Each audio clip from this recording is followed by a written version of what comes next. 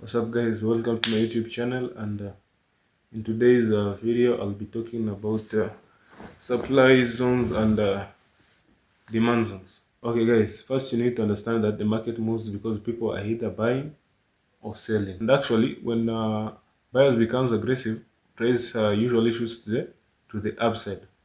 And when sellers becomes aggressive, price drops to the downside. That's the first thing you have to understand. Guys, as I have told you earlier, whenever buyers are stronger than sellers, the market will always push to the upside.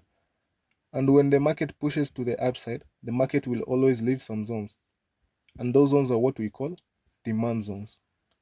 And why are these zones so important? These zones are so important because the market will always try to come back and react to those zones. And remember one thing, you should understand why the market usually comes back to this zone. And why do actually the market try to come back to this area? The first thing you should understand is that in this market there are so many types of traders. There are retail traders, there are big banks and big traders. Now, for most of the retail traders, whenever the market breaks out of this area, they usually buy and place their stop losses to these zones. And for the big banks and for the big traders, whenever the market pushes out of this area, they usually place their buy limits to these areas. Now, the market usually tries to come back to this area to activate the buy limits of the big traders and the big banks, and also to stop all the stop losses of the retail traders. That's when the market reacts to this area and shows us some signs to continue going up. That's what you should understand about the demand zone and why these zones are so important. Now, for the uh, for the supply zones, it's usually the vice versa or the demand zone, but I'm actually going to break it down also. So guys, let us just jump straight into the charts and let me show you some of the examples on how you can easily mark out your demand zone. Now, for me, when I'm going to mark out my demand zone, I usually mark out the high and the low of the previous candle that was there before the move started. All right. Now you just have to mark out the high and the low of the previous candle that was there before the move started to happen.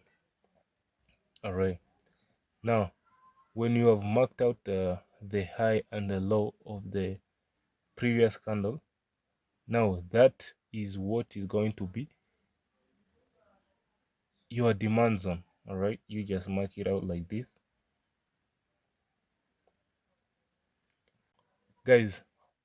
All after you have marked out your demand zone, all you'll be waiting for is for the market to come back to that area and see how the market will actually react from that area. All right. Now, as you can see right here, the market actually reacted from that area. So guys, you just don't enter blindly. Whenever the market have touched, let me just call it our reaction point. Let me mark it out as our reaction point. Whenever the market has touched this our reaction point, you just don't enter blindly. All right. You first have to move down to the lower time frame. That's when you will look for any confirmation to show you that the market has changed the character and the market will start to move up. Now, as you can see on our 15-minute time frame right here, as being bearish on the 15-minute time frame, we were forming what? Swing lows.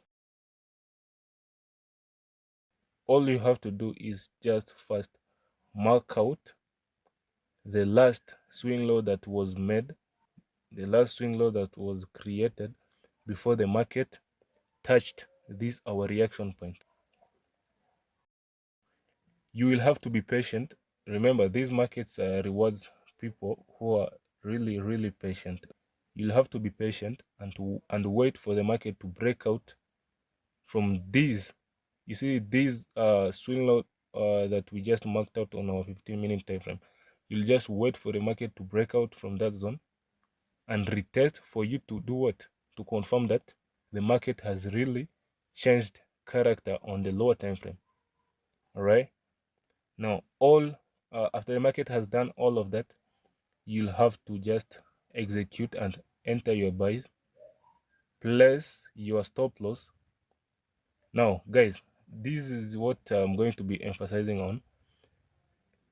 I actually recommend people to put their stop losses below our reaction point, and I will show you why I'm suggesting people to be putting their stop losses below these reaction points. After the market has shown you everything, that the market has changed character on the lower time frame, you'll just now have to execute and target what?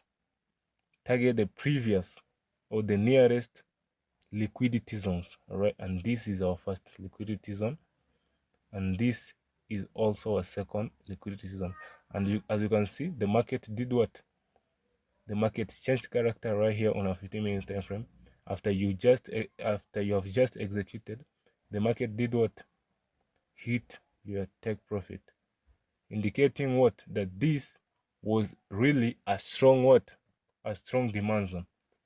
Now let me show you now on this part and on this area right here, guys.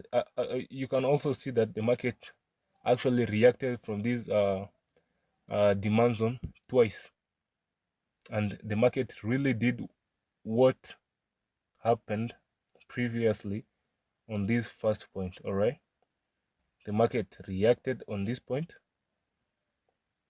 and this is our reaction point. All right, as I have just told you, you mark out the previous swing low that was made. Okay, now this is the reason why I was actually telling you that you should be putting your stop losses down on our reaction point, because as you can see, the market broke our previous swing low. It retested, but again it didn't just continue pushing to the upside. All right, the market first came, collected more liquidity, and did what? Started pushing to the upside. Now, for the people who had just placed their stop loss right here, the market did what? The market first took them out before starting to push up. That's the main reason I was telling you, I was emphasizing on putting your stop loss below our reaction point. All right, and as you can see, the market actually respected our demand zone. Now that's on a demand zone. So guys, if you have enjoyed this video and you haven't subscribed yet, make sure you go subscribe, because I'll be posting talking about supply zones. Make sure you subscribe and share this video, like, comment on what you want me to talk about, and yeah, make sure you share, hit the subscribe button, and make sure you turn on the notification bell so that you can be notified anytime I drop another video. See you next time.